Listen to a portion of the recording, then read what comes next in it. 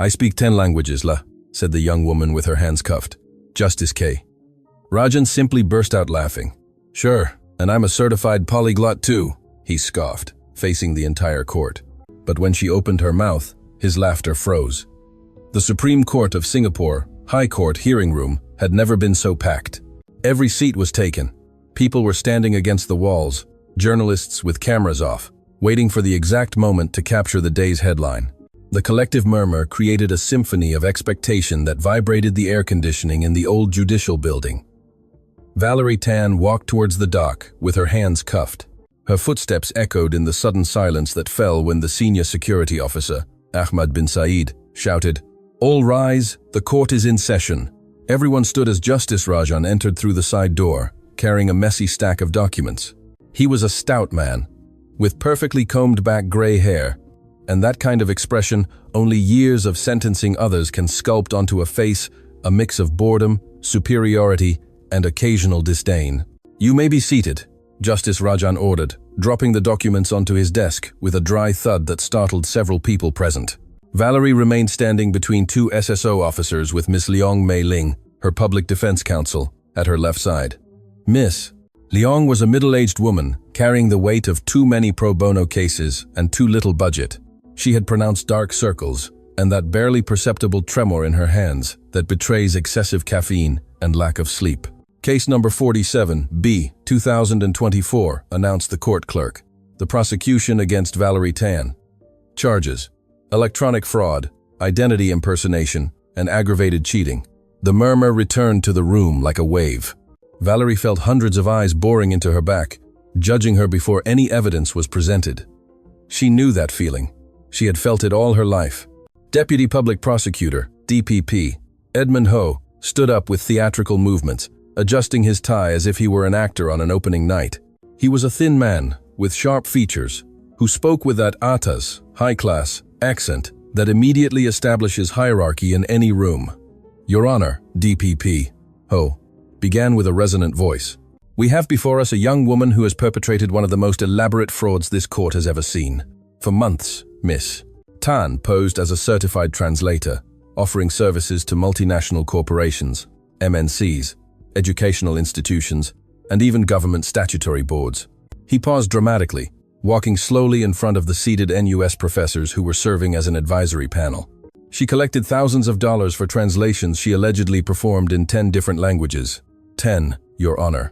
But the reality is that this young woman barely finished secondary school and has no certification, no degree, no credentials to back up her purported linguistic capacity. DPP Ho turned towards Valerie with a smile that was meant to be compassionate but reeked of condescension. We understand that financial need can lead people to make wrong decisions, but fraud is fraud, regardless of the circumstances. Valerie clenched her fists inside the handcuffs. Every word from the DPP was like a hammer blow to her dignity, not because they were true, but because no one seemed interested in hearing her side of the story. Justice Rajan skimmed the documents with a bored expression, as if this was just another case on his endless list of judicial responsibilities. He yawned without bothering to cover his mouth. "Does the defense have anything to say before we proceed?" he asked in a monotone, without even looking up from the papers. Miss Leong Mei Ling cleared her throat. Her hands trembled as she held her worn notepad. Your Honor, my client maintains her innocence. The charges presented are based on misunderstandings and lack of communication with her employers.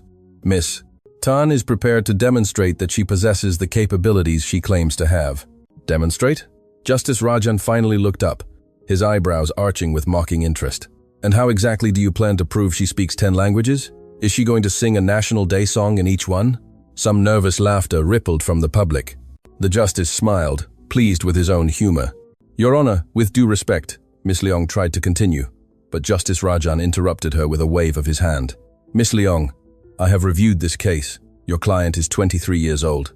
She grew up in a rental flat, HDB Heartland, and, according to records, was working as a cleaning ama before this supposed translation business. He looked directly at Valerie. There is no record of tertiary education, no international certification, nothing to suggest that this young woman could speak even 3 languages, much less 10. It was then that Valerie lifted her head. Her eyes, which had been fixed on the floor throughout the hearing, met the justice's directly. There was fire in that look. There were years of humiliation, of being underestimated, of being invisible. "Permission to speak, Your Honor," she said in a clear, firm voice. Justice Rajan looked at her in surprise. Most defendants remained silent during preliminary hearings, letting their lawyers speak for them. But there was something in the way this young woman looked at him that caused a mixture of irritation and curiosity. "Do you have anything relevant to add to the case?" he asked skeptically. "I speak 10 languages." Valerie pronounced each word with crystalline clarity, without an ounce of doubt in her voice. "And I can prove it right here, right now, if Your Honor permits me." The silence that followed was so deep that one could hear the hum of the fluorescent lights on the ceiling. Everyone present leaned forward, as if the universe itself was holding its breath. And then Justice Rajan did something no one expected. He threw his head back and burst into laughter. It wasn't polite or contained laughter. It was a thunderous, almost hysterical guffaw that shook his stout figure in the dock chair. "This is unbelievable," he exclaimed between laughs, wiping tears from his eyes with a handkerchief. "The accused wants to prove she speaks 10 languages right here in my court." Other laughs joined the justices. DPP Ho was smiling broadly, shaking his head in disbelief. Some members of the public were laughing openly. Others were whispering mocking comments. "Miss Tan," Justice Rajan managed to control his laughter enough to speak, although his voice still trembled with amusement. "I appreciate your creativity, but this is a court of law, not an Asia's Got Talent show. We are not going to waste the court's time with circus demonstrations. Does justice seem like a circus to you?" Valerie's voice cut the air like a knife. The justice's laughter instantly froze. His eyes narrowed, and for a moment, a dangerous silence filled the room. "Excuse me?" His voice dropped to a menacing tone. Valerie stepped forward, ignoring the warning tug. Miss Leong gave her arm. "With all due respect, Your Honor, you just laughed at me without hearing me out. You have judged me without allowing me to present my defense. If that is not a circus, I don't know what is." SSO Ahmad stepped forward, ready to intervene if the situation escalated, but the justice raised a hand to stop him. Justice Rajan leaned forward, resting his elbows on the desk. "You have guts, Miss Tan, I'll give you that, but guts won't save you from the evidence against you." "The evidence lies," Valerie replied. "Or rather, the people who interpreted it lied because they never bothered to verify if I truly could do what I said." "And why would we do that?" DPP Ho interjected from his seat. "Why should the state waste resources verifying the fantastical claims of someone clearly trying to avoid the consequences of her actions? Because that is your obligation." Valerie turned towards the DPP, her voice gaining strength. "Your obligation is to seek the truth, not assume guilt based on prejudice." "Order!" Justice Rajan slammed his gavel against the desk. "Miss Tan, you are treading dangerous ground. I suggest you keep silent before I charge you with contempt." Valerie took a deep breath. She could feel her heart pounding so hard she thought everyone in the room could hear it. But she wasn't going to back down. Not this time. She had backed down all her life. "Your Honor," Miss Leong rushed to intervene, her voice trembling but determined. "I formally request that my client be allowed to demonstrate her linguistic capabilities. If she can prove that she speaks the languages she claims, that would fundamentally change the nature of this case." Justice Rajan looked at her with a mixture of disbelief and annoyance. "Miss Leong, are you really suggesting we turn this court into a language examination?" "I am suggesting we give my client the opportunity to adequately defend herself, miss," Leong replied, finding a reserve of courage he didn't know she possessed. "Isn't that what justice represents?"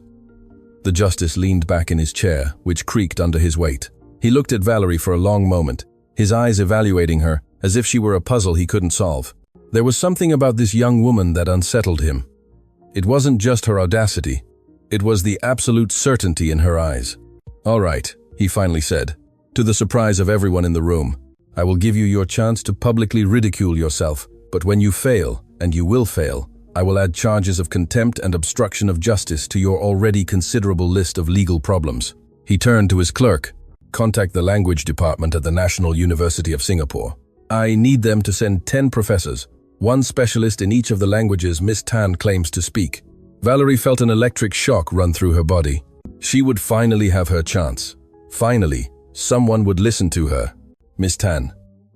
Justice Rajan looked at her with that mocking smile he had perfected over decades. "I hope you know what you are doing, because when this is over, not only will I find you guilty of fraud, but the whole world will know exactly what kind of liar you are." "I am not a liar," Valerie responded with a quiet but firm voice. "And when this is over, you will have to apologize." The room erupted in shocked murmurs. No one, absolutely no one, spoke to Justice Rajan like that. Silence. The gavel slammed again. Justice Rajan looked at Valerie with a mixture of fury and something that might have been respect. This hearing is postponed until the evaluators are present. It will be in 3 days. And believe me, Miss Tan, those 3 days will be the last freedom you enjoy for a long time. As the SSO officers escorted her out of the room, Valerie couldn't help but wonder if she had made the biggest mistake of her life or if she had finally taken the first step toward the vindication she longed for. What she didn't know was that the next few days would reveal secrets that would change not only her destiny, but that of everyone present in that room. The metallic sound of the doors closing echoed like thunder in Valerie's ears. The Changi Women's Remand Center was a 3-story building that smelled of industrial disinfectant, mixed with human despair. The peeling white walls seemed to absorb all the natural light trying to enter through the small, barred windows. Valerie walked down the corridor, flanked by 2 officers. Her handcuffs had been removed, but the feeling of oppression remained, now invisible, but heavier than any metal. Other inmates watched her from their cells, some with curiosity, others with that empty gaze only prolonged confinement can create.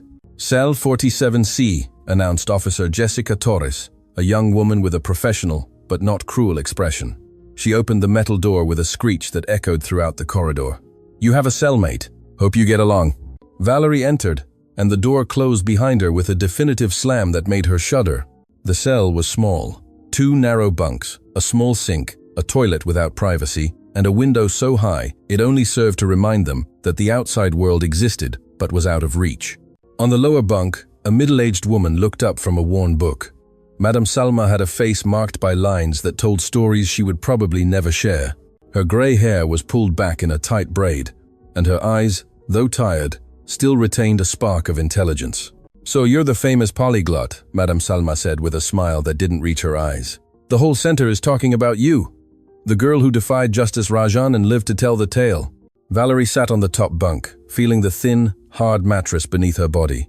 She didn't respond immediately. She was exhausted, not just physically but emotionally. The adrenaline from the hearing had evaporated, leaving only a heavy void in her chest. "I'm not famous," she finally said. "I'm just someone who got tired of being underestimated." Madame Salma let out a dry laugh. "In here, we're all tired of something. The difference is most already gave up. You still have fire. That's dangerous in a place like this." "Dangerous? Why?" "Because hope hurts more than resignation." Madame Salma closed her book. "Do you really speak 10 languages?" Valerie nodded, looking at the stained ceiling of the cell. 11, actually. But nobody asked. 11? Madame Salma sat up, genuinely interested. How is it possible that a girl your age speaks 11 languages? For the first time in days, Valerie felt like talking. Perhaps because Madame Salma wasn't looking at her with mockery or disdain. Perhaps because in that small, claustrophobic space, they were just 2 human beings trying to survive. "My grandmother," Valerie began, her voice softening with the memory. Ma Rosie Lee.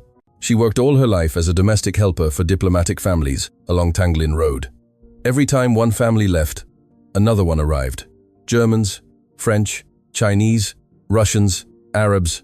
She learned bits and pieces of all those languages to communicate, to be indispensable. Madame Salma listened in silence, and Valerie continued. "When my parents died in a bus accident, I was 5 years old. Ma took me in and brought me with her to all those houses. While she cleaned, cooked, and ironed, I would sit with the children of those families. I played with them, ate with them, learned with them." Her voice cracked slightly at the memory. "The diplomats changed every 2 or 3 years. Every time I made a friend, they left.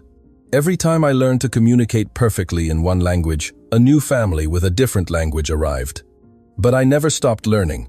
It was my way of keeping those memories, those connections, alive."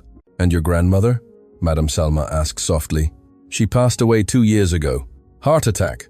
50 years of working from sunrise to sunset eventually killed her."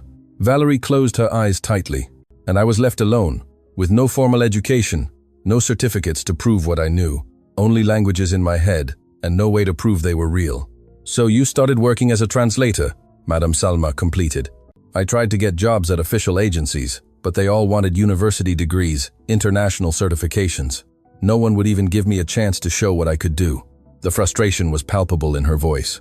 "So I created my own business. I offered my services online, charging less than the big agencies, and I did impeccable work. Then why are you here? Valerie opened her eyes and looked directly at Madame Salma. Because someone decided it was impossible for a girl without a university education to do what I was doing. They reported my services as fraud, without even checking the quality of my work. And now I'm here, waiting to prove something I should never have had to prove. The sound of approaching footsteps interrupted their conversation. The door opened, and Officer Torres appeared again. Tan, you have a visitor. Consultation room. Valerie climbed down from the bunk, confused. She hadn't called anyone. She had no one to call. The consultation room was a small space divided by a metal table. Sitting on the other side was Miss Liang Mei Ling, her public defense counsel. But she wasn't alone. Next to her was a woman Valerie didn't know. Elegant, professional, with a leather briefcase on the table. Valerie, this is Dr. Priya Nair. Miss Liang made the introductions. She's a forensic psychologist. DPP Ho requested a psychological evaluation before the next hearing. Valerie felt a knot forming in her stomach. Psychological evaluation? Why? Dr. Nair spoke in a calm, professional voice. It's standard procedure, in cases where the accused presents behaviors that could be considered unusual. Your confrontation with Justice Rajan raised some flags. Flags? Valerie felt the indignation growing. Defending myself is unusual behavior? It's not about that, Miss Liang intervened quickly. Valerie, listen. The prosecution is trying to build a profile that suggests you have tendencies toward pathological fantasy. They want to argue that you genuinely believe you speak those languages when, in reality, you don't. That's ridiculous, Valerie slammed her palm on the table. I'm not crazy. No one is saying you are. Dr. Nair maintained her neutral tone. But I need to do my assessment. I'm going to ask you some questions, and I need you to be completely honest with me. For the next hour, Valerie answered question after question about her childhood, the death of her parents, living with her grandmother, learning languages, feeling lonely, her fears, her dreams, her frustrations. Dr. Nair took meticulous notes, her expression impossible to read. One last question, she finally said. Have you ever felt that people don't understand you, that you live in a world different from others? Valerie thought carefully before answering. Every day of my life, but not because I'm crazy, but because I've lived in worlds most people will never experience. I've spoken in languages most will never learn. I've seen how words can build bridges or raise walls. So yes, I live in a different world, but it's real. It's as real as the prejudice that brought me here. The doctor closed her notebook. Thank you for your cooperation, Valerie. I will submit my report before the hearing. When she left, Miss Liang approached Valerie, her expression worried. There's something else you need to know. Justice Rajan contacted NUS, but it wasn't just to get evaluators. What do you mean? He investigated your background more thoroughly. He found something. Miss Liang took some documents out of her bag. Years ago, when you were 17, you applied for a scholarship at the International Language Academy. Do you remember? Valerie nodded slowly. I was rejected. They said my application was unrealistic because I claimed to speak too many languages for my age. Exactly. And Justice Rajan is using that as evidence that you've been lying about your abilities for years. He argues it's a pattern of fraudulent behavior. The room seemed to shrink around Valerie. Every time she tried to move forward, the system pushed her back. Every attempt to prove her worth became another piece of evidence against her. Is there anything else? She asked, dreading the answer. Miss Liang hesitated before continuing. The evaluator's coming. Justice Rajan specifically requested the strictest professors, known for being extremely rigorous. They are not coming to give you a fair chance, Valerie. They are coming to dismantle you. The silence that followed was crushing. Valerie could feel the weight of the entire judicial system pressing against her, trying to crush that spark of hope still burning in her chest. How much time do I have? She finally asked. 2 more days. The hearing is the day after tomorrow. Then I need to use every second. Valerie stood up, her determination renewed despite everything. Mei Ling, I need you to get me something. Books, study materials, in all the languages you can find. If they are going to make this difficult, then I'm going to prepare like never before in my life. Miss Liang looked at her with a mixture of admiration and sadness. Valerie, even if you prove you speak those languages, the DPP has other charges. The clients who reported fraud, the complaints about incorrect translations. Incorrect translations? Valerie interrupted her. What incorrect translations? There are 3 clients who claim the translations you did contained serious errors that cost them money and reputation. Valerie felt as if she had been punched in the stomach. That is impossible. I checked every translation 3 times. I was meticulous. I would never. ever, have submitted anything with serious errors. Do you have copies of those translations? All of them, on my laptop, but the police confiscated it as evidence. Miss Leong made a note. I'm going to request access to those files. If we can prove the translations were correct, that would dismantle part of the DPP's accusation. When Valerie returned to her cell, Madame Salma was waiting for her with a curious expression.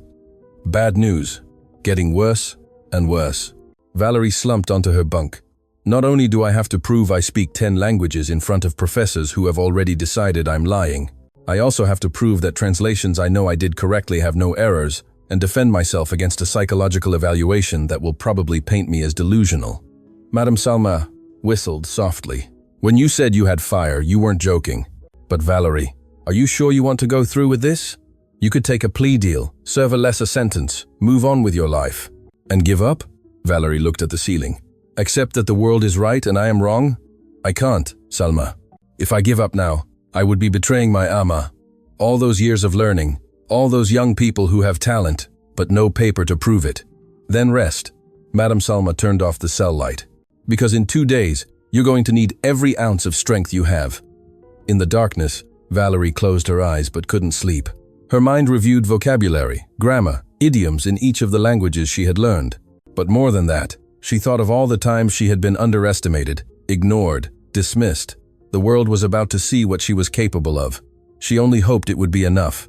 The dawn arrived at the remand center, with that heavy silence that only exists in places where freedom is a distant memory. Valerie hadn't slept. Her eyes burned with fatigue, but her mind was still processing verb conjugations, grammatical structures, idiomatic expressions in Mandarin, Arabic, German, and French. Madame Salma was snoring softly on the lower bunk, a comforting sound amid so much uncertainty. Valerie had spent the night whispering words softly, each language flowing like rivers converging into the ocean of her memory.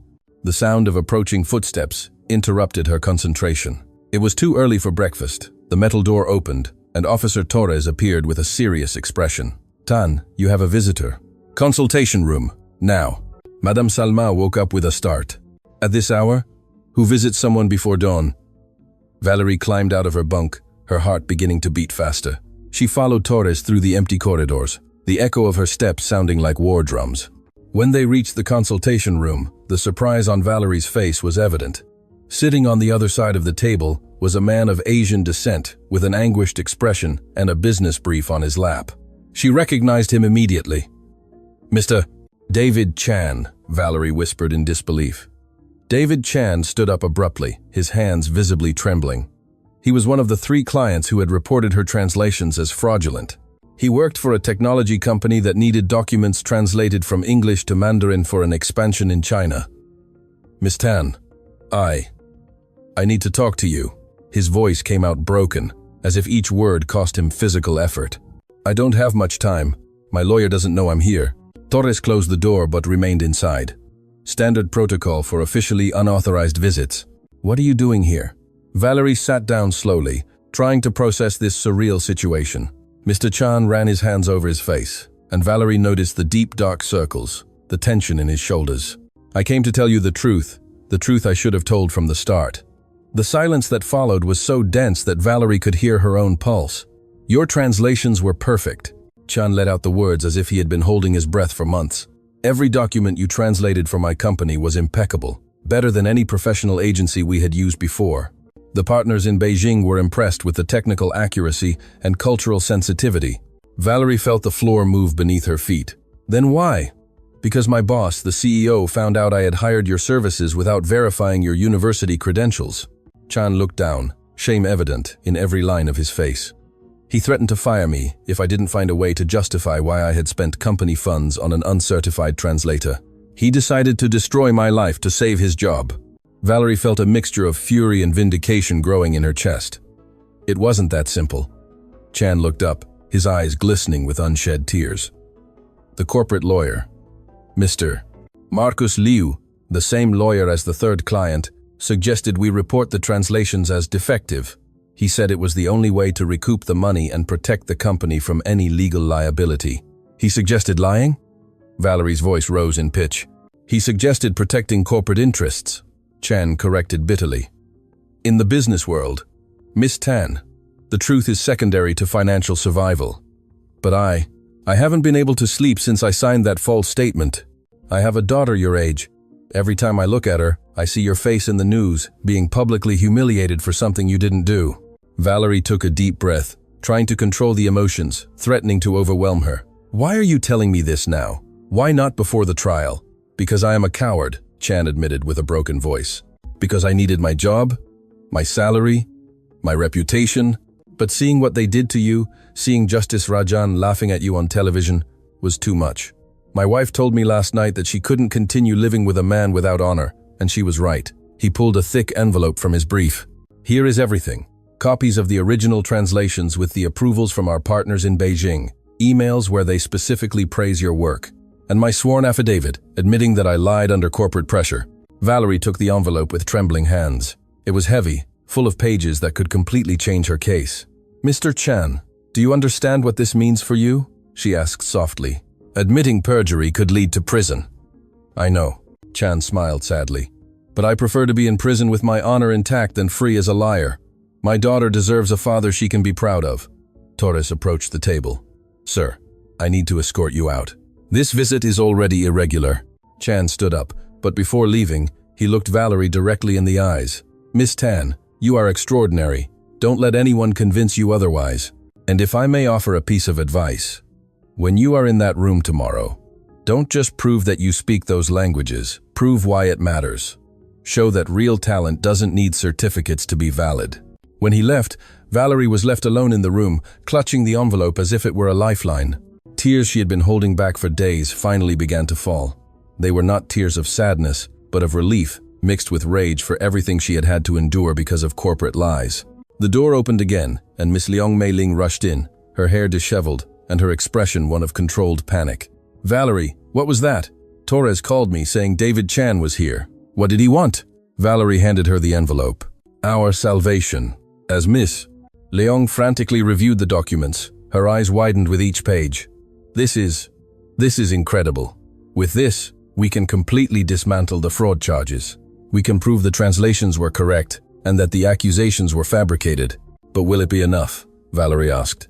"I still have to prove I speak the languages, and the DPP will probably say Chan is lying now to help me."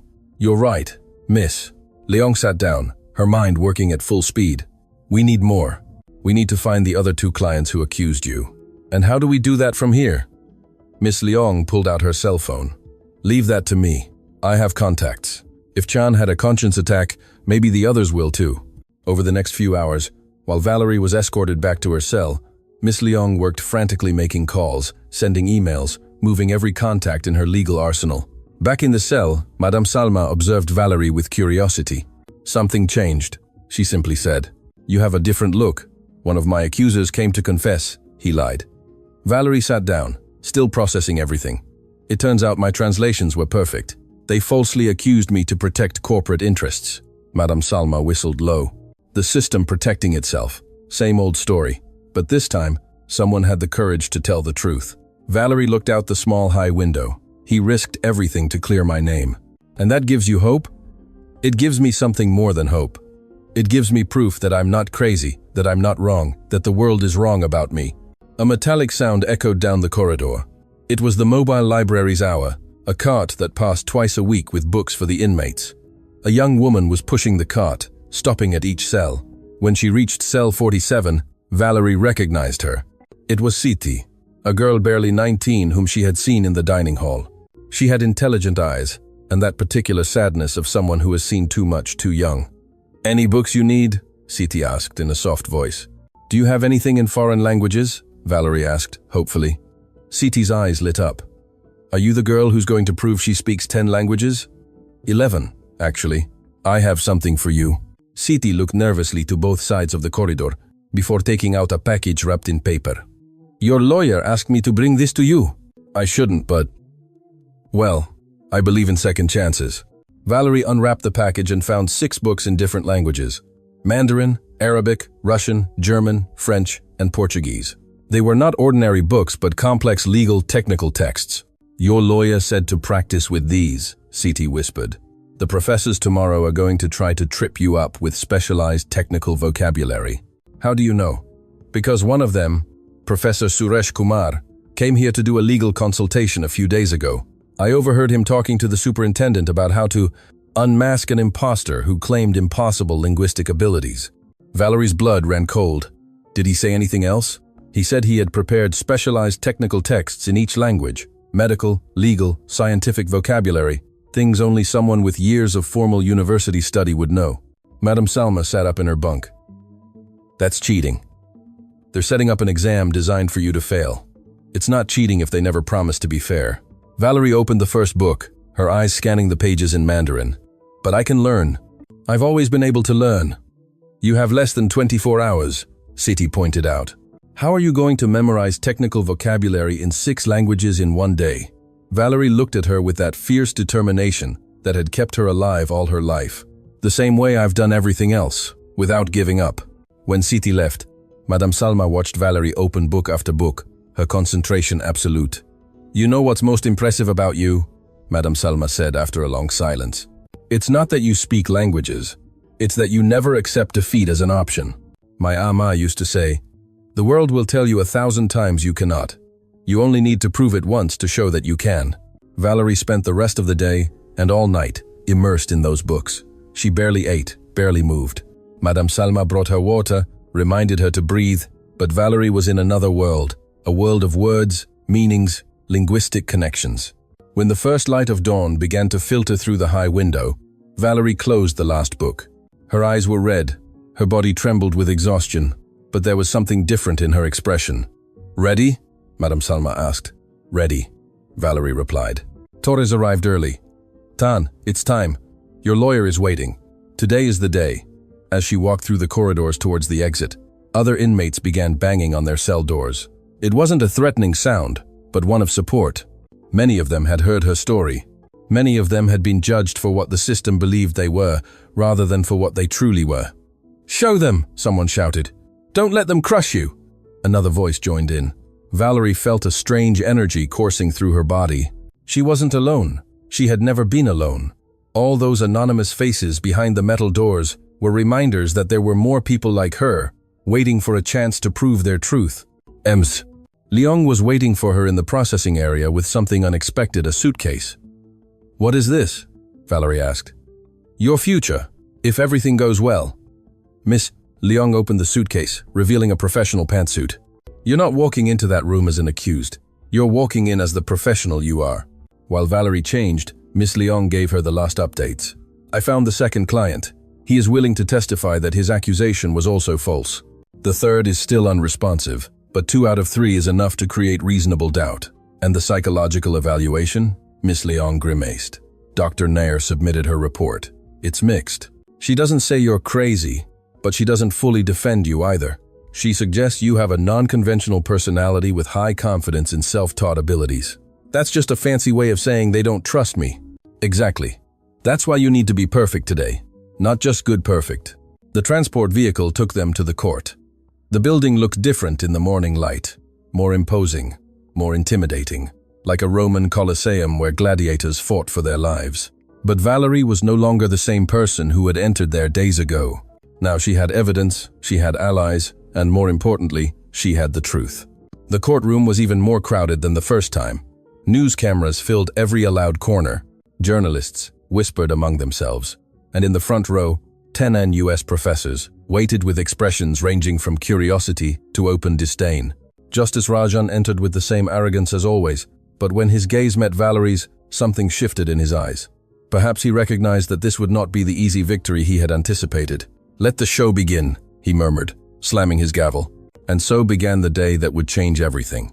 Justice Rajan's gavel slammed like a gunshot in the crowded room. The collective murmur instantly subsided, replaced by a tension so dense that the air itself seemed to vibrate with anticipation. Order in the court. Justice Rajan pronounced the words with that authoritative tone he had perfected over decades on the bench. His eyes swept the crowd before settling on the 10 professors seated in a special row facing the bench. Professors from the National University of Singapore, NUS, thank you for your presence. Today, we will conduct an evaluation that, frankly, I consider a waste of time, but which the accused has insisted on carrying out.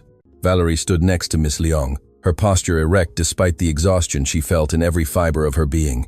24 hours without sleep, studying technical vocabulary that most people would take years to master. But she was not most people. Professor Suresh Kumar stood up, adjusting his spectacles with a gesture that conveyed academic superiority. He was a thin man, dark hair, slicked back with gel, and that expression of someone who considers formal knowledge the only valid knowledge. "Your Honor," he began with a clear, academic voice, "my colleagues and I have prepared a series of rigorous evaluations.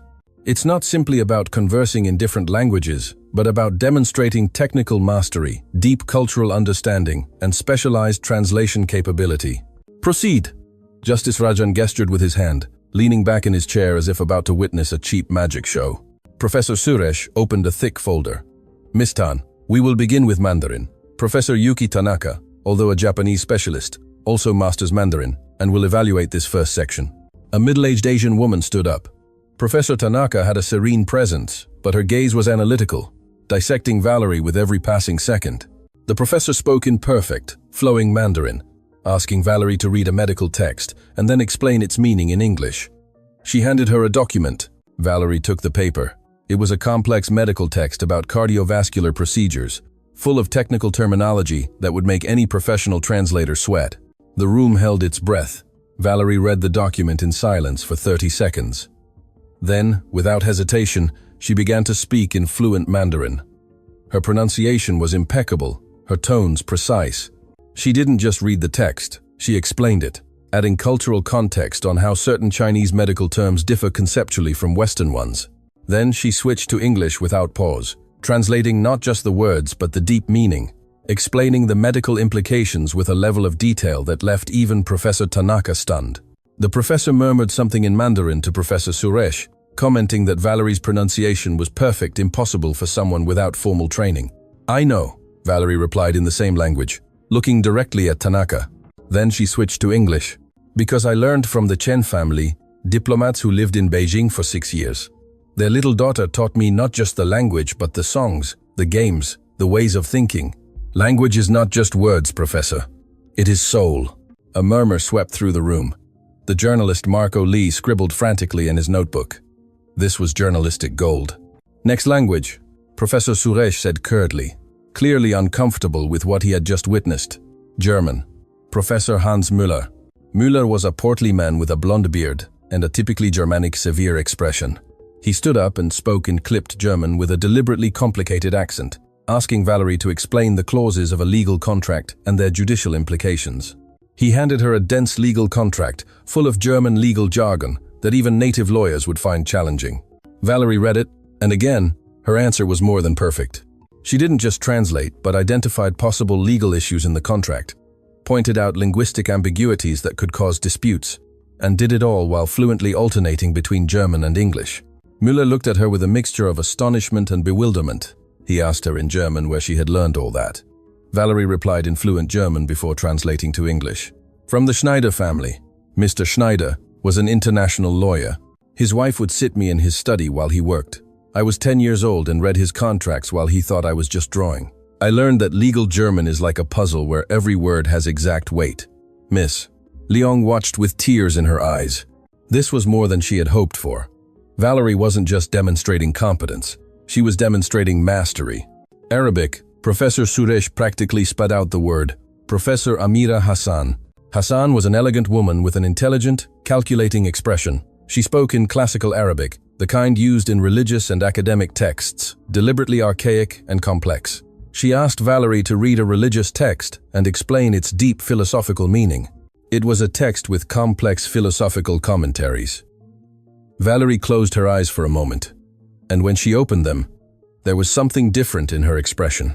She began to recite in Arabic, her voice taking on that particular melodic cadence of the well-spoken language. She not only translated the text, but explained the multiple layers of interpretation, the historical references, the theological debates the passage had generated for centuries.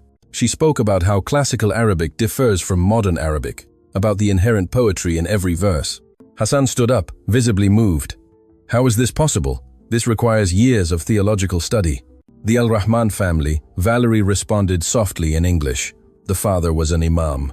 "He taught me that Arabic is not just a language, it is a way of seeing the universe, that every word has a root, history, connection to other words.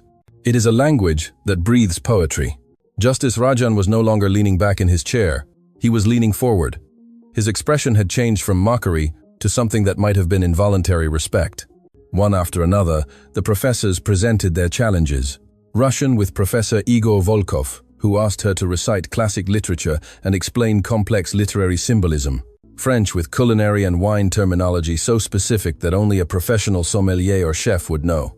Italian with opera and music. Brazilian Portuguese with complex regional idioms. Japanese with multiple writing systems. Korean with intricate levels of formality. Each time, Valerie not only met, but exceeded expectations. And each time she added that personal dimension, that story of learning that revealed not only technical knowledge, but deep understanding and genuine love for each language. When Professor Volkov asked her to explain a passage of classic Russian literature, Valerie not only translated the words, but captured the melancholy soul of the text, explaining historical and emotional contexts that only someone truly immersed in Russian culture could understand. The Ivanov family, she explained. Mr. Ivanov was a literature professor. He read Dostoevsky to me while his wife prepared borscht. I was 12 years old and cried with the stories. He told me that if you cannot feel the Russian suffering in the words, you are not truly reading the masters. The professor evaluating French presented her with a text on wines, with terminology so specialized it seemed designed to make even professional translators fail. Valerie not only identified every grape variety, every wine region mentioned, but explained the cultural subtleties of why certain French words for describing wine have no exact translation in English. Monsieur Dubois was a sommelier, she explained with a nostalgic smile. He let me smell the wines while he worked. He said that the French of wine is liquid poetry. Every word evokes earth, sun, time. You don't translate it, you feel it. But then came the moment that would change everything. The last language was Hebrew. Professor Suresh, who also mastered Hebrew in addition to English, stood up personally for this evaluation. He had saved what he considered his master stroke for the end. Miss Tan, he said with a smile that didn't reach his eyes. This last text is particularly challenging. It is an ancient philosophical treatise on ethics and justice, extremely complex even for dedicated scholars. He handed her the document. Valerie began to read, and suddenly her expression changed. It was not confusion or difficulty, it was recognition. Professor Suresh, she said slowly. This text, I know this text. You know it? Professor Suresh smiled smugly. I highly doubt you've had access to ancient Hebrew philosophical manuscripts. Not the manuscript. Valerie looked up, her eyes shining with something dangerous. I know the translation, because I did it. The silence that fell over the room was absolute. Even the ventilation system seemed to stop humming. Excuse me? Professor Suresh blinked. Valerie pointed to the document. 6 years ago, when I was 17, I worked on an online translation service under a pseudonym. An anonymous client requested the translation of this philosophical treatise from ancient Hebrew to modern English. He paid well, but requested complete anonymity.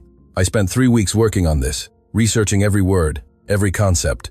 It was one of my first professional jobs. She turned towards Professor Suresh, her voice gaining strength. And you, Professor Suresh Kumar, published an academic article 4 years ago titled New Interpretations of Hebrew Ethical Texts. I read that article. You used my translation, word for word, without giving credit. The room erupted in shocked murmurs. Professor Suresh visibly paled. That is an absurd accusation, he stammered. Do you have any proof? I have all my work files, Valerie replied calmly, including the translation notes, preliminary versions, correspondence with the client all saved on my laptop, the same laptop that is in the possession of the prosecution as evidence. Miss Leong jumped up. Your Honor, I request immediate access to those digital files. If what my client says is true, this not only proves her competence, but exposes academic plagiarism.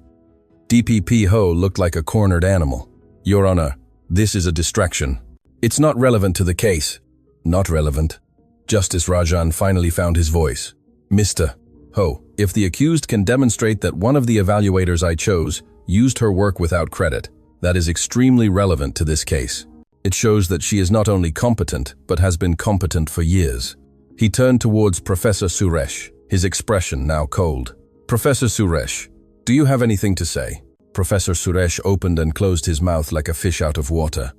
The other professors looked at him with mixtures of shock and disgust. In the academic world, plagiarism was the unforgivable sin. I received that translation from a colleague. I didn't know it was from an online service. I assumed it was public work. You assumed? Professor Hassan stood up, her voice sharp. Professor, academic protocol requires verifying the source of all material. This is basic. Professor Müller added in a severe tone. If this is true, the NUS will have to formally investigate. Justice Rajan slammed his gavel. Order!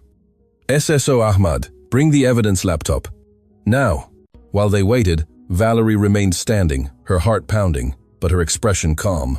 She had waited 6 years for this moment. 6 years since she saw her work published under someone else's name. She never thought justice would come this way, but life had strange ways of closing circles. SSO Ahmad returned with the laptop in an evidence bag. The court technician turned it on, and under judicial supervision, Miss Leong navigated to the files, Valerie indicated. Everything was there. The preliminary versions of the translation dated 6 years ago. The detailed notes explaining each translation decision, the emails with the client, and the most damning evidence, the final version, word for word, identical to the one Professor Suresh had published in his supposedly original article. Justice Rajan examined the files personally, his expression growing darker with each document he reviewed. Finally, he looked up at Professor Suresh. Professor, I strongly suggest you contact your union. You're going to need legal representation. He turned to the other 9 professors. Does anyone else have doubts about Miss Tan's linguistic competence? One by one, each professor shook their head. Professor Hassan even stood up. Your Honor, in my 20 years of evaluating linguistic competence, I have never seen anyone with the mastery this young woman has demonstrated today. She doesn't just speak these languages, she lives them, understands them, at levels most academics can only aspire to. And she did it without resources, without privilege, only with determination and a genuine love for learning. Hassan's words resonated in the room. Justice Rajan leaned back in his chair, running a hand over his face. For the first time in decades, he seemed truly unsure of how to proceed. Mr. Oh, he finally said. Do you have anything else to present? The DPP stood up slowly. He knew he had lost. Your Honor, in light of these developments, and considering that 2 of the 3 plaintiff clients have withdrawn their accusations and confessed to lying under corporate pressure, the prosecution requests to withdraw all charges. The murmur in the room turned into a roar. Justice Rajan slammed his gavel repeatedly. Order! Order in my court! When silence returned, Justice Rajan looked at Valerie for a long moment. In his eyes was something that had never been there before. Apology, Miss Tan, he began, his voice unusually soft. This court owes you an apology. I owe you an apology. I allowed prejudice to cloud my judgment. I assumed that extraordinary talent requires institutional validation when you have demonstrated that true talent transcends institutions.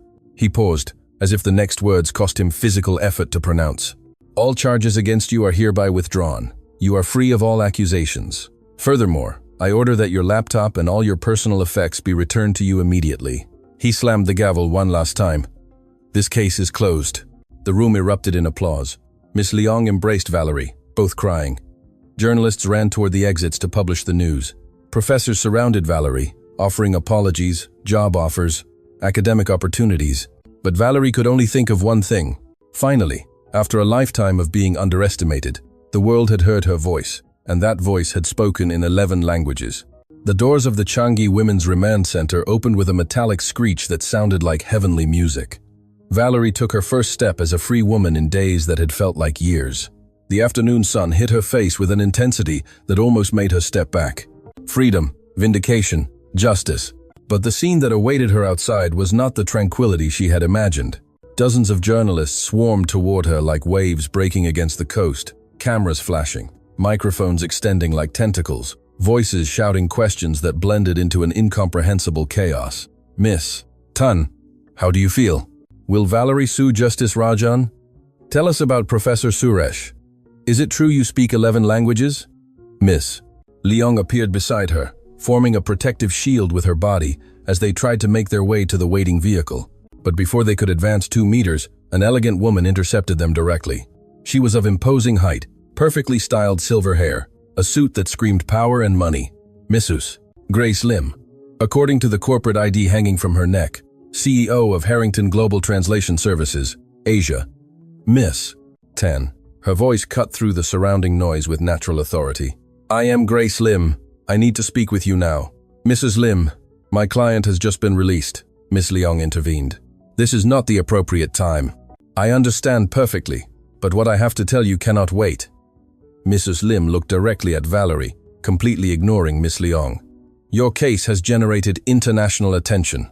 I have 17 job offers from different countries for you.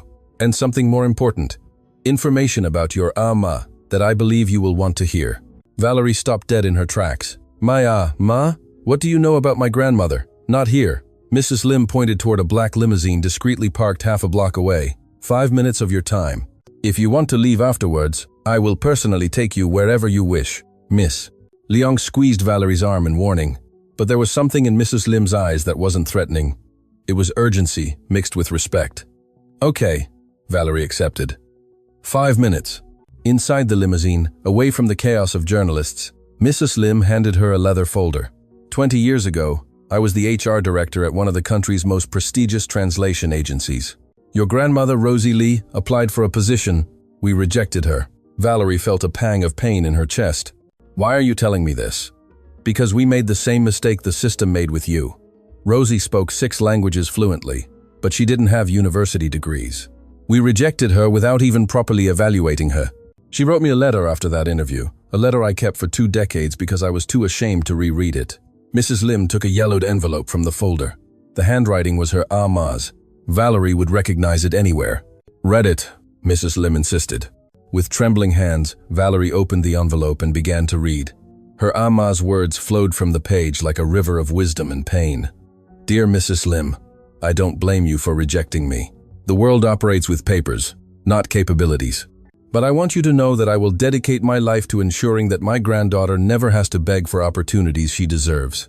I will teach her everything I know, and someday, when she succeeds, I hope you remember that talent does not need external validation to be real. Valerie finished reading with tears rolling down her cheeks. Her ama had always known, always planned to prepare her for a world that would reject them both. When I saw your case in the news, Mrs. Lim continued softly, I knew immediately who you were, Rosie's granddaughter, the child she spoke of in that letter, and I realized I had the opportunity to correct a mistake I made 2 decades ago. What do you want from me? Valerie asked directly. I want to hire you not as a common translator, but as the director of non-conventional talent. Your job will be to identify and recruit people like you, people with extraordinary skills, but without traditional credentials, people the system ignores. The offer was tempting, almost too good to be true, but something in Mrs. Lim's expression told Valerie there was more. What else? She pressed. Mrs. Lim smiled slightly. You are insightful. Good. There is something else. Your ama worked for many diplomatic families, as you know, but there is one family in particular, the Morrisons, for whom she worked for the last 5 years of her life. They were British diplomats. They left the country abruptly 3 years ago, and they left something for you, something your ama asked them to keep until you were ready. Mr. Morrison contacted me yesterday after seeing your case in the news. He is in the city. He wants to meet with you.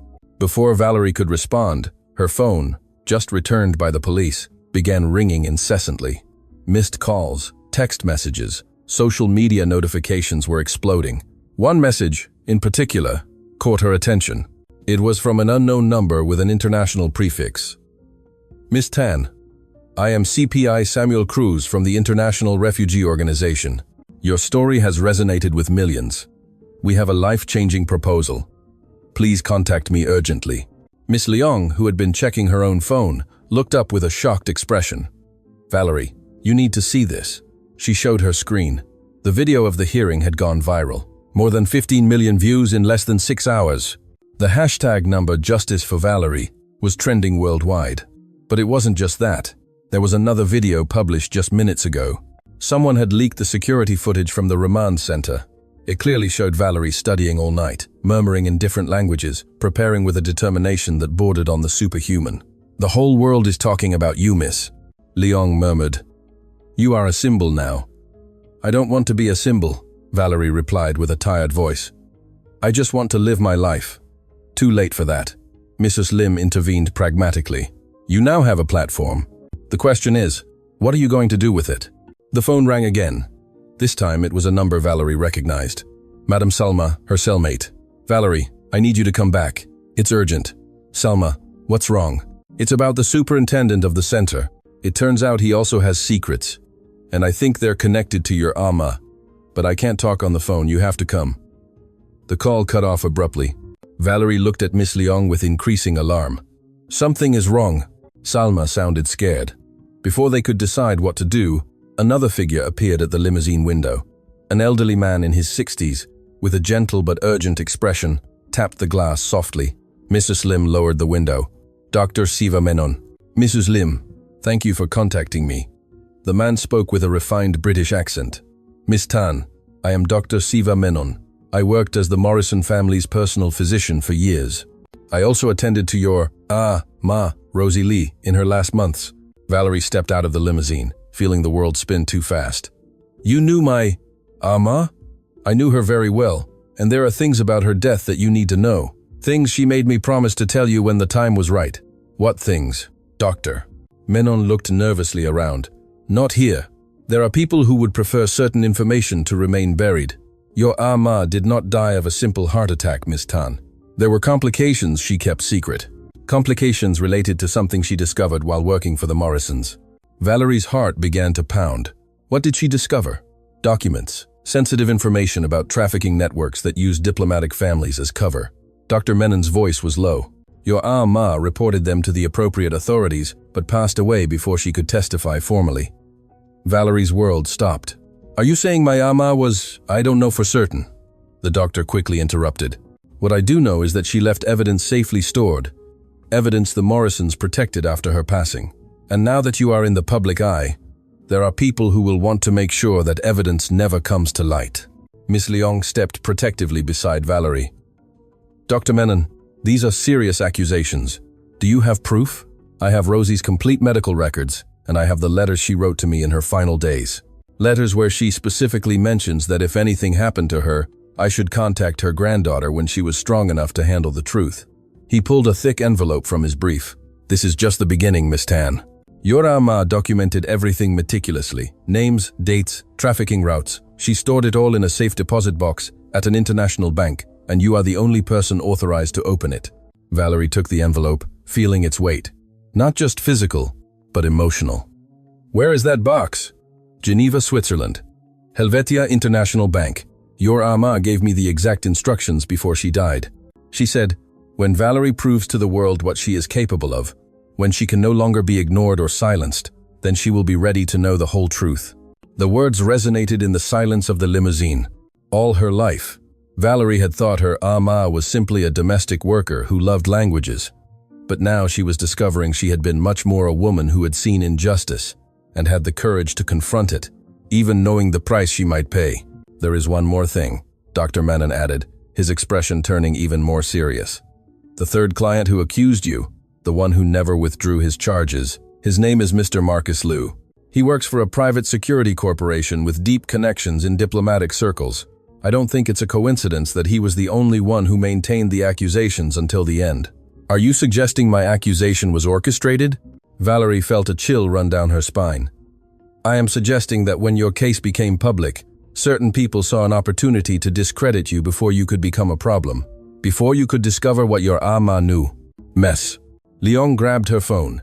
We need police protection now. But before she could make the call, a black van stopped abruptly in front of the limousine. A middle-aged man with a serious expression, a federal ID hanging from his neck, stepped out. I am CPI, Samuel Cruz, Miss Tan. I need you to come with me. Your life may be in danger. How did you know where to find me? Valerie asked, her survival instinct activating. Because we have been monitoring communications related to your case, and we just intercepted a very worrying conversation. There is an active contract out on you. Someone wants to ensure you never reach Geneva. The world Valerie had just regained was about to become much more dangerous, and the answers she sought were thousands of miles away in a safe deposit box that contained secrets someone was willing to kill to protect. The decision was instantaneous. Valerie looked directly into CPI Cruz's eyes. I won't go anywhere until I speak with Salma. She needs me. Miss Tan, you don't understand the gravity, Cruz insisted. There are dangerous people looking for you right now. And there is a friend who risked everything to help me when no one else would. Valerie responded firmly. I will not abandon her now. Miss Leong touched her arm. Valerie, maybe you should listen to the officer. I'll go with you. Dr. Menon intervened unexpectedly. If there's a connection between the center superintendent and what your ama discovered, you need to know it, and I can help protect you. Mrs. Lim closed her phone. I have contacts in private security. I can have a team there in 10 minutes. Cruz sighed, recognizing he had lost this battle. All right, but I'm coming with you, and if I see anything suspicious, we leave immediately. 15 minutes later, they were back at the Changi Women's Remand Center. The building Valerie had left with relief now received her with a sense of threat she hadn't felt before. The fluorescent lights flickered, casting eerie shadows in the white corridors. Officer Daniela So, a young guard with a kind expression who had always been gentle with Valerie, awaited them at the entrance. Miss Tan, thank you for coming, she whispered nervously. Salma is very distressed. She keeps saying the superintendent has something to do with your, ma. I don't understand what she means, but she insists she will only talk to you. Where is Superintendent Hu? Cruz asked in a professional tone. In his office. He's been making calls all day. Since Miss Tan's case went viral, he's extremely nervous. Officer So guided them through corridors. Valerie knew too well. When they reached cell 47C, Madame Salma was sitting on her bunk, hugging her knees with an expression that mixed fear and determination. She jumped up when the door opened. Thank goodness you came. I thought maybe you wouldn't after everything you went through here. Salma, what is it? What did you discover? Madame Salma looked nervously at the others present. Cruz showed his federal identification. Everything you say here is protected. If you have relevant information, we need to hear it. Madame Salma took a deep breath. 2 days ago, I was cleaning near Superintendent Hu's office. The door was ajar, and I overheard a phone conversation. He was talking to someone about Valerie. He was saying things like, the old lady was a problem, and the granddaughter cannot know what she found. Valerie's heart stopped. The old lady, he was referring to my ma. That's what I thought at first, but I wasn't sure. Then, today, after you were released, he was more distraught. He made another call. This time I heard clearly. He mentioned the name Rosie Lee and something about documents that should never reach her granddaughter's hands. Dr. Menon stepped forward. Did he mention the Morrisons or international networks? Yes, Madame Salma nodded vigorously. He said the Morrisons were fools for keeping those papers, that they should have destroyed them when they had the chance. Cruz was already on his phone, requesting urgent calls, full investigations, but Valerie could barely hear anything beyond the roar of blood in her ears. Dr. Menon placed a gentle hand on her shoulder. Valerie, he knows what happened to your ama. I need to talk to him, she said with a dangerously calm voice. I need to talk to Hu now. Valerie, that's not prudent, Miss Leong warned. I don't care about prudence. Valerie turned to Cruz. You're a federal agent. You can make it official. I need answers about my ama. Cruz considered for a moment. Then he nodded. I'll ask some questions, but you come with me, and if it gets dangerous, we leave. Superintendent Desmond Hu's office was on the 3rd floor. He was a thick-set man, with thinning hair, and that kind of nervousness only guilt can generate. When Cruz entered, flashing his federal ID, the color drained from his face. Agent, how can I help you? His voice trembled slightly. Superintendent Hu, I have some questions about Rosie Lee. The superintendent blinked repeatedly. Rosie Lee? I don't know anyone by that name. Liar. Valerie entered the office, ignoring Cruz's attempt to stop her. My ama worked cleaning this center during the last year of her life. You knew her, and apparently, you also knew what she had discovered. Hu stood up abruptly. Miss Tan, I don't know what you're talking about. Then let me refresh your memory. Cruz took out his recorder. I have witnesses who heard you talking about the old lady and about documents. Care to explain that? The superintendent began to sweat visibly. His eyes darted between Cruz, Valerie, and the door, like a trapped animal looking for escape. I just worked here. I didn't know anything about what she did outside. But she did know something. Valerie leaned over the desk. My ama died 2 years ago. Her death was sudden, convenient, just before she could testify about what she had discovered. I had nothing to do with her death, Hu screamed, losing his composure. It was her heart. The doctors said so. Then you did know her, Cruz observed coldly. A moment ago, you said you didn't know anyone by that name. Hu slumped into his chair, defeated. Okay. I knew Rosie, She worked here cleaning for months. She was a good woman, quiet, but one day she came to me with information. Dangerous information. What information? Valerie felt tears threatening to escape, but she held them back with willpower. She said that while working for the diplomatic families, she had seen things. Documents about people being moved illegally, families used as cover for criminal operations. She showed me copies. She asked me to help her report it to the appropriate authorities. And you did? Ku looked down, unable to face Valerie's eyes. I told her I would, but I was scared. The people involved were powerful. They had connections. They had money. So I reported her intentions to someone else. The silence that fell in the office was heavier than any verbal accusation. You betrayed her, Valerie whispered the words, barely audible. My ama trusted you, and you sold her out. I didn't know what they were going to do. Ku had tears running down his face. They just told me they would keep an eye on her, that they would make sure she didn't cause trouble. I never thought they would kill her. Valerie finished the sentence. I don't know if they did. Ku sobbed openly now. Her death was natural according to all reports. But I always wondered. I always lived with that doubt. Cruz was already on the phone, requesting forensic teams, arrest warrants, full investigations, but Valerie could barely hear anything beyond the roaring blood in her ears. Doctor. Menon placed a gentle hand on her shoulder. Valerie, there's one more thing you need to know. Something your ama gave me before she died. From his brief, he took out a small, time-worn envelope. She asked me to give it to you when you were ready. I believe this is the moment. With trembling hands, Valerie opened the envelope. Inside was a letter written in her ama's hand, the same hand she had seen in cookbooks, on shopping notes, in messages of maternal love. My dearest Valerie, it began. If you are reading this, it means I am no longer with you. It means Dr. Menon kept his promise, and it means you are finally strong enough to know the whole truth. All your life, I taught you languages. I taught you that words have power, that communication builds bridges, that understanding others is understanding the world. But I never told you why it was so important to me that you learn. When I was young, I witnessed injustices I couldn't stop. I saw people being exploited, families being separated, innocents being harmed, and I couldn't do anything because I had no power, I had no voice, I had no way to be heard.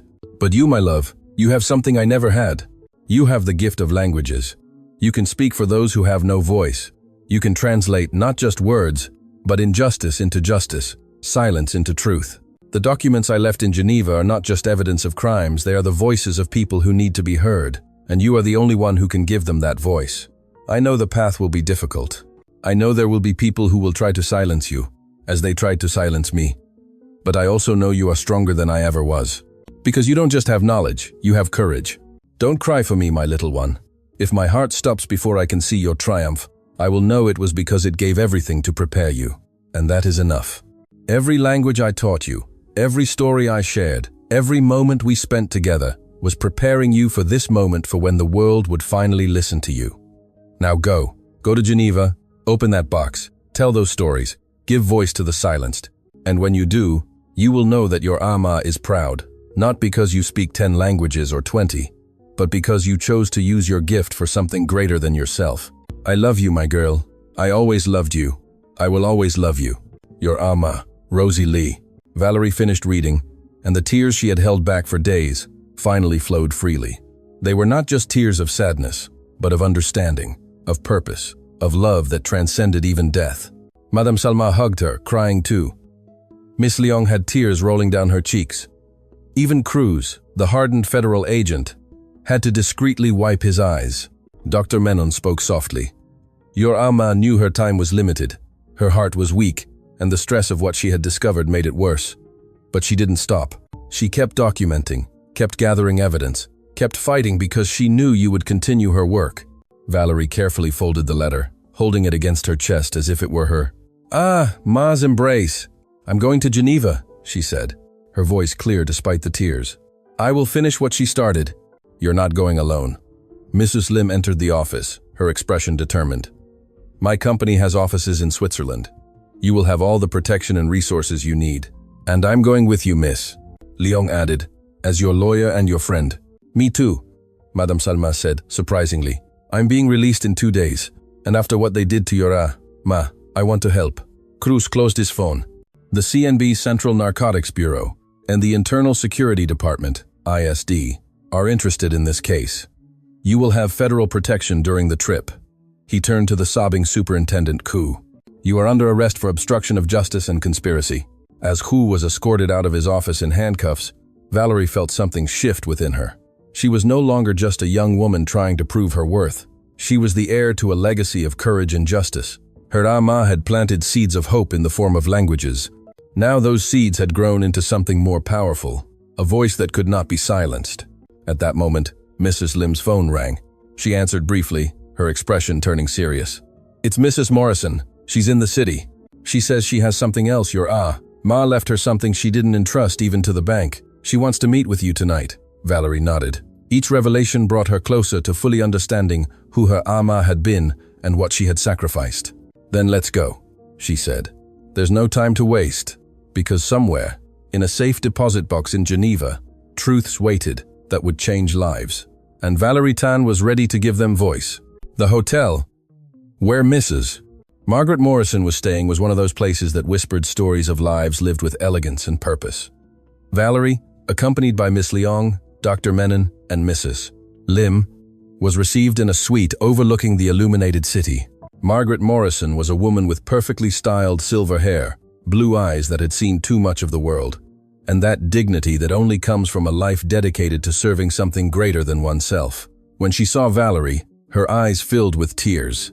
"You are exactly as she said you would be," Margaret whispered, taking Valerie's hands in hers.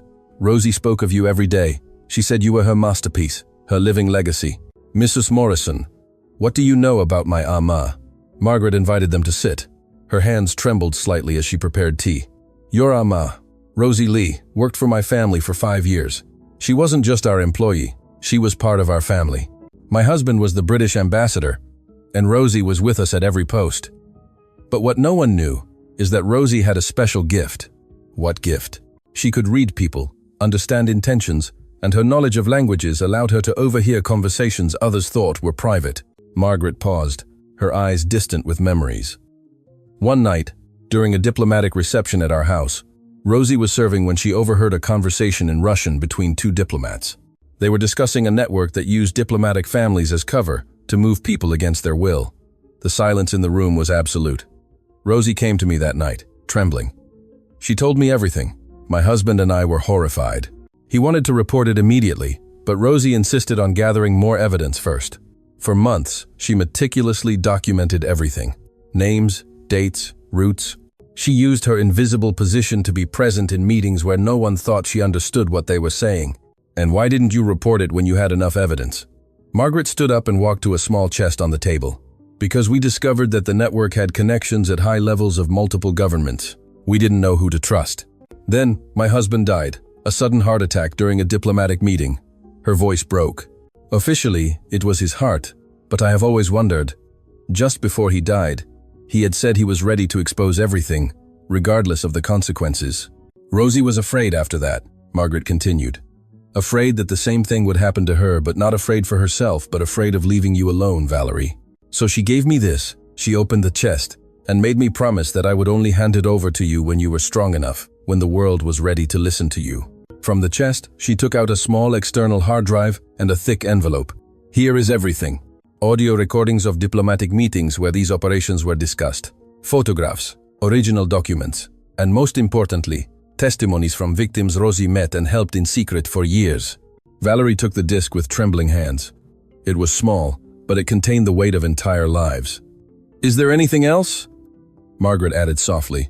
"The box in Geneva contains the documentary evidence, but this," she pointed to the disc, "contains the voices, the real stories of people who were silenced. Rosie recorded them with permission in their own languages. She knew you would be the one to finally translate them, the one to give them voice to the world." That night, Valerie barely slept. With headphones on, she listened hour after hour to the recordings. Voices in Mandarin, in Arabic, in Russian, in languages she knew intimately. Stories of separated families, broken promises, destroyed hopes. And at the end of each recording was her Ama's voice, her maternal Ama, promising that their stories would be told. When dawn broke, Valerie had dry tears on her cheeks but renewed fire in her soul. The flight to Geneva departed the next day. Valerie traveled with Miss Leong, Madame Salma, who had been released as promised, Mrs. Lim, and a security escort, coordinated by CPI crews. The ISD had discovered that Mr.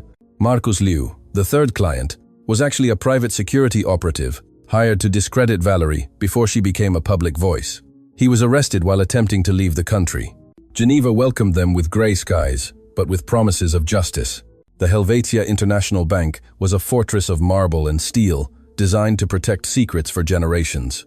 In a private room with a Swiss notary present, Valerie opened safe deposit box number 4721.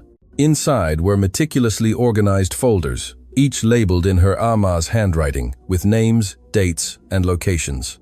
But what impacted Valerie the most was finding a photo album at the bottom of the box, photos of herself throughout the years. Her first day of school, learning to write in Arabic, reading books in French. Each photo had a note from her Ama on the back. The last photo was of Valerie at 16, smiling while holding a certificate from an online translation course. The note said, "The day I knew you were ready, only the world needed to be ready too." Valerie hugged the album to her chest, sobbing. Miss Leong hugged her, then Madame Salma, then everyone present. It was a moment of pain and love, intertwined so deeply that there were no words in any language to adequately describe it. The following weeks were a whirlwind. Valerie, with the help of Miss Leong and an international legal team, presented all the evidence to the International Court of Justice. The case caused an earthquake in diplomatic circles. 3 international networks were dismantled. 17 corrupt officials were arrested in 6 different countries. But more important than the arrests was what Valerie did with the recordings. She created a documentary titled Voices of the Silenced. In it, she personally translated every testimony, giving voice to those who had been silenced. She didn't just translate words, she captured emotions, cultural contexts, the essential humanity of each story. The documentary went globally viral, with over 100 million views in the first week. Governments were forced to respond. Policies changed. Lives were saved. Ambassador Klaus Zimmermann of the United Nations contacted Valerie personally. "Miss Tan, your work has exposed injustices that governments ignored for decades. On behalf of the United Nations, I would like to offer you a position as Special Human Rights Translator. Your job would be to give voice to people the world needs to hear."